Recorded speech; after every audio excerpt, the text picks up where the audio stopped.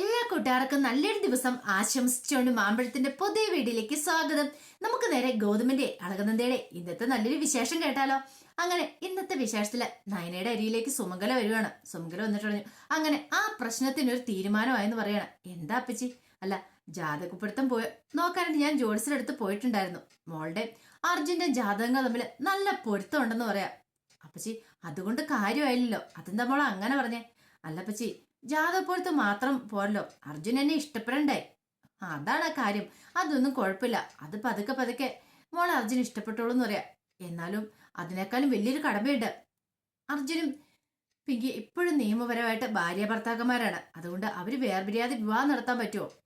എന്റെ മോളെ താലി വില വലിച്ചു പൊട്ടിച്ചെറിഞ്ഞു, പിന്നെ ഒരു നിയമത്തിന്റെ കുരുക്ക്, അതൊന്നും കുഴപ്പമില്ല. ഒരു ജോയിന്റ് പെറ്റീഷൻ കൊടുത്താൽ തീരാവുന്ന പ്രശ്നമല്ലോടോ എന്ന് ചോദിക്കുക. അതപ്പച്ചി പറഞ്ഞപ്പോഴെളുപ്പമാ, പക്ഷേങ്കിൽ അത് നടക്കുന്ന കാര്യമാണോ? രണ്ടുപേരും സൈൻ ചെയ്യേണ്ട ജോയിന്റ് പെറ്റീഷനില്. അർജുനെ കൊണ്ട് സമ്മതിപ്പിക്കുന്ന കാര്യം ഞാൻ ഏറ്റു. എനിക്കറിയാം, എന്റെ മോനവന്, ഞാൻ പറഞ്ഞ അവൻ അനുസരിക്കുമെന്ന് പറയാ. പെട്ടെന്ന് നയനയുടെ മുഖം അങ്ങോട്ട് മാറി. എന്താ മോളെ, മുഖം എന്താ വല്ലാതായത്? ഒന്നുമില്ല അപ്പച്ചി, ഞാൻ അർജുനെ കുറിച്ച് ചിന്തിച്ചാന്ന് പറയാ. മോളിപ്പോ അതിനെക്കുറിച്ചൊന്നും ചിന്തിക്കണ്ട, വിവാഹത്തെക്കുറിച്ച് മാത്രം ചിന്തിച്ചാൽ മതി. എന്റെ മരുമകളായിട്ട് വരാൻ പോകുന്ന മോളാ, ആ ഒരു ഓർമ്മ വേണം. മോൾ ഇനിയിപ്പോ സ്വപ്നം കണ്ടോളാൻ പറഞ്ഞിട്ട് സുമംഗല അങ്ങോട്ട് കയറി പോവാണ്. ഈ സമയം ഐസുവിന്റെ ഫ്രണ്ട് നിൽക്കുവാണ് അർജുനും പിങ്കിയും കൂടെ. അപ്പോഴാണ് ഡോക്ടർ അങ്ങോട്ട് ഇറങ്ങി വരുന്നത്.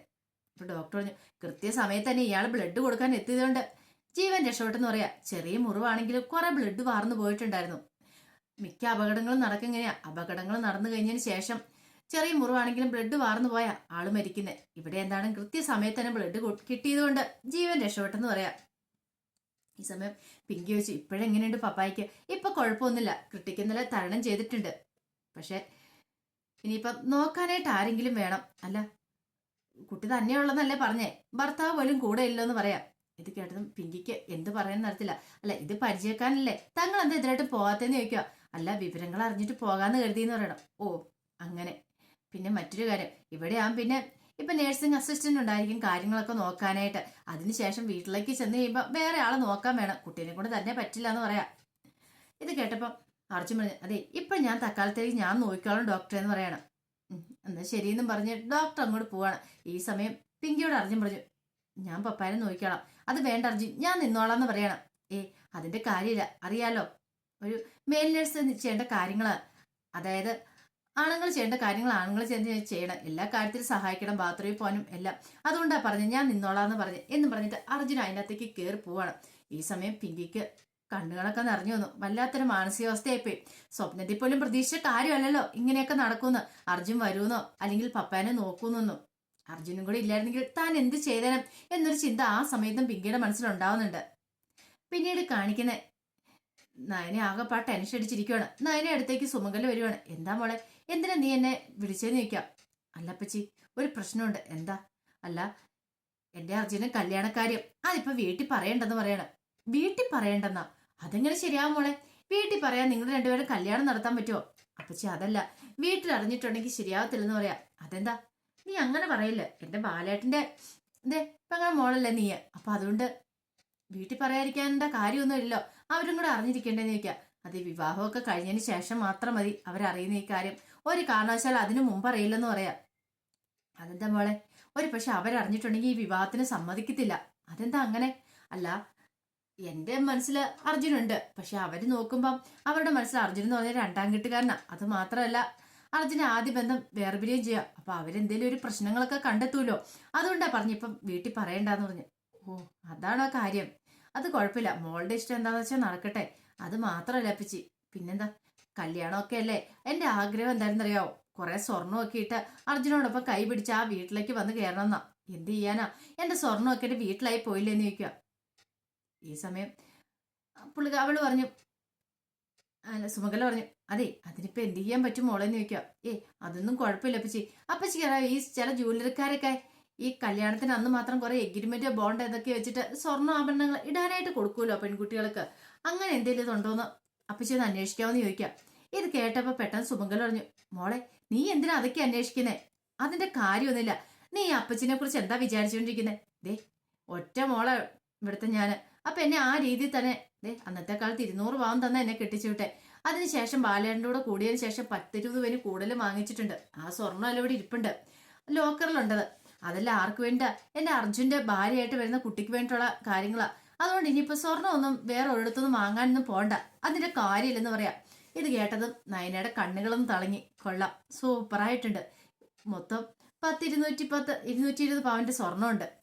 അത് മാത്രം മതി തനിക്ക് ജീവിക്കാനായിട്ട്. അങ്ങനെ നയന സ്വപ്നം കണ്ടപ്പോ സുമംഗലി ചോദിച്ചു, എന്താ മോൾ എന്താ ആലോചിക്കണേ?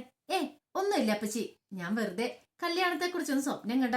സ്വർണ്ണാഭരണങ്ങളൊക്കെ ഇട്ട് അർജുന്റെ കൈ പിടിച്ച് ഇന്ത്യവരത്തിലേക്ക് കയറി വരുന്ന ആ രംഗം എന്റെ മനസ്സിലേക്ക് കടന്നു വന്നു. അപ്പച്ചിക്കറിയാലോ, ഒരു കാലത്ത് ഞാൻ കുറെ ആഗ്രഹിച്ച, പക്ഷെ അന്നൊന്നും നടന്നില്ല. പക്ഷെ ഇപ്പോഴാണ് എന്റെ ആഗ്രഹം നടക്കാൻ പോകുന്നത്. എനിക്കിപ്പോ സന്തോഷമായെന്ന് പറയാം. ആ സമയമൊന്നും നയനയുടെ കയ്യിലിപ്പോ അല്ലെങ്കിൽ അവളുടെ മനസ്സിൽ എന്താന്നുള്ള കാര്യങ്ങളൊന്നും അറിയത്തില്ലായിരുന്നു സുമംഗലിക്ക്. സുമംഗലിയുടെ വിചാരം എന്താ, നയന പാവം ഒരു പെൺകുട്ടിയാന്ന്, പക്ഷെ അവള് പെരുങ്കള്ളിയാന്നുള്ള കാര്യം അറിയത്തില്ലല്ലോ. പിന്നീട് ഡോക്ടറെ കാണാനായിട്ട് അർജുനും പിങ്കിയും കൂടെ നിൽക്കുവാണ്. അപ്പൊ ഡോക്ടർ കണ്ടു പറഞ്ഞു, അതെ ഇനിയിപ്പോ കുഴപ്പമൊന്നുമില്ല, ഡിസ്ചാർജ് ചെയ്തേക്കാം, വേറെ പ്രശ്നങ്ങളൊന്നുമില്ല. പിന്നീട് പിങ്കിയോട് പറഞ്ഞു, അറിയാലോ ഇനിയിപ്പോ വീട്ടിൽ ചെന്നാലും നല്ല കെയറിങ് വേണ്ടതാണ്. ഒരു കൈയും ഒരു കാലും ഒടിഞ്ഞിരിക്കുന്നത്. അപ്പം ഉറപ്പായിട്ടും ഒരാളുടെ സഹായം കൂടെ വേണം. അത് കുട്ടിക്ക് തന്നെ പറ്റത്തില്ല. കുട്ടിയുടെ ഭർത്താവ് വന്നിട്ട് ഇല്ലെന്നല്ലേ പറഞ്ഞെന്ന് ചോദിക്കുക. പെട്ടെന്ന് പിങ്കി അറിഞ്ഞ്, അല്ല അത് പിന്നെയെന്ന് അർജുന്റെ പേര് പറയാൻ തുടങ്ങിയപ്പോഴത്തേനും അർജുൻ ചാടി പറഞ്ഞു, ഇല്ല ഭർത്താവ് വന്നിട്ടില്ലെന്ന് പറയാണ്. പിങ്കിക്ക് എന്ത് മറുപടി പറയണമെന്ന് അറിയില്ല. അതെ ഇനിയിപ്പോൾ അയാൾ വരുമെന്ന് എനിക്ക് തോന്നുന്നില്ല. അതുകൊണ്ട് കുട്ടി ഒരു കാര്യം ചെയ്യാം, ഒരു മെയിൽ നേഴ്സിനെ ഏർപ്പാടാക്കാൻ പറയണം. പിന്നെ അറിയാലോ, ഒരു മെയിൽ നേഴ്സ് വീട്ടിൽ വന്നാലുള്ള അവസ്ഥ. കുട്ടിയെ സ്വയം സംരക്ഷിക്കേണ്ട കുട്ടിയുടെ കടമയാണ്. ഞങ്ങൾക്ക് യാതൊരു ഉത്തരവാദിത്വം ഇല്ല. ഒരു കാര്യം ചെയ്യാം, ഞാനൊരു ഏജൻസിയുടെ നമ്പർ തരാം, അങ്ങോട്ട് വിളിച്ചിട്ട് പറഞ്ഞാൽ മതി, അവർ മെയിൽ നേഴ്സിനെ ഏർപ്പാടാക്കി തരും. കാരണം ഈ അവസ്ഥയെ കിടക്കുന്ന സമയത്ത് ഒരാളുടെ സഹായം കൂടിയേ തീരുള്ളൂ. എല്ലാ പ്രാഥമിക കൃത്യങ്ങളും എല്ലാം ഉൾപ്പെടെ എല്ലാം ചെയ്യണമല്ലോ. അപ്പോൾ അതുകൊണ്ട് ഒരാൾ എപ്പോഴും കൂടെ വേണം. കുട്ടിക്ക് തന്നെ ഒന്നും മാനേജ് ചെയ്യാൻ പറ്റില്ല എന്ന് പറയണം. ശരി ഡോക്ടർ എന്ന് പറയണം. അങ്ങനെ മെയിൽ നേഴ്സ് കിട്ടാനായിട്ട് ഒരു ഏജൻസി നമ്പർ എടുക്കാൻ തുടങ്ങുന്ന സമയത്ത് അർജുൻ ചാടിക്കറി പറഞ്ഞു, സാറേ അതിന്റെ കാര്യമില്ല എന്ന് പറയാം. അതെന്താ അങ്ങനെ പറഞ്ഞേ? ഞാൻ നോക്കിക്കോളാന്ന് പറയണം. ഇത് കേട്ടോ പിങ്കോ, അർജുൻ എന്താ പറയണേ? എനിക്ക് നോക്കുന്നതിന്റെ ഒരു ബുദ്ധിമുട്ടില്ല, ഞാൻ നോക്കിക്കോളാന്ന് പറയാം. ആഹാ, പിന്നെ ഒരു കാര്യം, 1-2 ദിവസത്തേക്കല്ല, അറിയാലോ പൂർണ്ണമായിട്ട് സൗഖ്യമാകുന്നോടം വരെ, അതൊന്നും എനിക്കൊരു കുഴപ്പമില്ല ഡോക്ടർ എന്ന് പറയണം. പെട്ടെന്ന് അയാൾ പറഞ്ഞു, അതെ ഈ സമയത്ത് ഇങ്ങനെ ആളെ കിട്ടുകയെന്ന് പറഞ്ഞാൽ അത് കുട്ടിയുടെ ഒരു ഭാഗ്യം തന്നെ കേട്ടോ. കൃത്യസമയത്ത് തന്നെ ഇയാൾ വരികയും ചെയ്തല്ലോ. എന്നാ ശരി, അങ്ങനെ തന്നെ ആയിക്കോട്ടെ, ഇപ്പൊ തന്നെ ഞാൻ ഡിസ്ചാർജ് ചെയ്തേക്കാന്ന് പറഞ്ഞ് ഡോക്ടറും കൂടെ അകത്തേക്ക് കയറി പോവാണ്. പിന്നീട് പിങ്കി പറഞ്ഞു, അതെ വേണ്ട അർജുൻ, അർജുൻ റിസ്ക് എടുക്കണ്ടെന്ന് പറയണേ. എന്ത് റിസ്ക്? എനിക്കൊരു റിസ്ക്കും ഇല്ല, എനിക്കൊരു പ്രശ്നവും ഇല്ല, ഞാൻ അങ്കിളിനെ നോക്കിക്കോളാം, എനിക്കറിയാം നോക്കാനായിട്ടെന്ന് പറയാം. അങ്ങനെ പിന്നീട് കാണിക്കുന്ന അർജുൻ പ്രോഗ്രാമിനെയും കൊണ്ട് ഇറങ്ങി വരുവാണ്. അപ്പോൾ ഒരു വീൽ ചെയർ എന്തിക്കൊണ്ട് വരിക. അപ്പോൾ കാറൊക്കെ എല്ലാം സെറ്റാക്കി ഇട്ടിരിക്കുക. അതിനുശേഷം വീൽ ചെയറിൽ നിന്ന് എഴുന്നേക്കാനായിട്ട് കൈ കൊടുക്കാൻ പറയണം അർജുന്. ആ കൈ ഇങ്ങോട്ട് നാട്ട് വെപ്പാന്ന് പറയണം. ഒരു നിമിഷം പ്രോഗ്രാമൻ ഇങ്ങനെ അർജുന്റെ മനസ്സിലേക്ക് നോക്കി, മുഖത്തേക്ക് നോക്കി. പെട്ടെന്ന് അയാളുടെ മനസ്സിലെ പല പല രൂപങ്ങളും ഇങ്ങനെ മിന്നി മറിയാണ്. അർജുൻ വീട്ടിലേക്ക് കയറിയാണ് സമയത്ത് അവന്റെ മുഖത്തേക്കാണ് താനാ താലിമാല വലിച്ചെറിഞ്ഞത്. എന്നിട്ട് ഇറങ്ങി പോകാനൊക്കെ ആക്രോശിച്ചു. ദൈവമേ വേണ്ടായിരുന്നു, താൻ എന്ത് വലിയ മഹാപാപം ചെയ്തേ. എന്നിട്ടിപ്പോ ആ അർജുന്റെ തന്നെ കാരണം വേണ്ടി വന്നു തനിക്കൊന്ന് എഴുന്നേറ്റ് നടക്കാനോ അല്ലെങ്കിൽ ഒന്ന് കൈ പിടിക്കാനോ ആയിട്ട്. അർജുൻ പറഞ്ഞു, പപ്പ എന്താ ആലോചിക്കണേ? ഒന്നുമില്ല, ആ കൈ ഇങ്ങോട്ട് തരാൻ പറയണം. അങ്ങനെ കയ്യിലൊക്കെ പിടിച്ചു കഴിഞ്ഞപ്പോൾ പിങ്കി പെട്ടെന്ന് സഹായിക്കാൻ വന്നു. വേണ്ട, ഇതൊക്കെ ഞാൻ മാനേജ് ചെയ്തോളാന്ന് പറയാം. അങ്ങനെ പിങ്കിയുടെ സഹായം ഇല്ലാതെ അർജുൻ തന്നെ പ്രഭുരാമനെ കാറിനകത്തേക്ക് കയറ്റുവാണ്. അങ്ങനെ കയറ്റിയിരുത്തി കഴിഞ്ഞ് പ്രഭുരാം ഭയങ്കര നന്ദിയോടുകൂടി അർജുനെ നോക്കുവാണ്. അങ്ങനെ കാറൊക്കെ ഡിക്കല്ല. അങ്ങനെ പിന്നീട് അവരങ്ങോട്ട് പോകാനായിട്ട് തുടങ്ങുവാണ്. പോകാൻ തുടങ്ങുമ്പോൾ പിങ്കി ഫ്രണ്ടിൽ സീറ്റിലേക്ക് കയറിയിരുന്നു. എന്നിട്ട് അർജുനെ ഒന്ന് നോക്കുവാണ്. അർജുനും പിങ്കി പരസ്പരം ഒന്ന് നോക്കി. അതിനുശേഷം അവർ വീട്ടിലേക്ക് വരുവാണ്. ഈ സമയത്ത് ഇന്ത്യവരത്തില് കൊടുമ്പിരി കൊണ്ട ചർച്ചയിലായിരുന്നു. ഗൗതം പറഞ്ഞു, എന്നാലും അർജുൻ വിളിച്ചു പറഞ്ഞപ്പോൾ ആ കാര്യങ്ങളൊക്കെ അറിയുന്നേ. അതെ, പ്രഭുരാമങ്കളിന് ആക്സിഡന്റ് ഉണ്ടായ കാര്യം. പെട്ടെന്ന് മോഹിനി ചോദിച്ചു, അല്ല ഇവിടുന്ന് പോയ വഴി ആക്സിഡന്റ് ഉണ്ടായെന്നല്ലേ പറഞ്ഞേ? അതെ.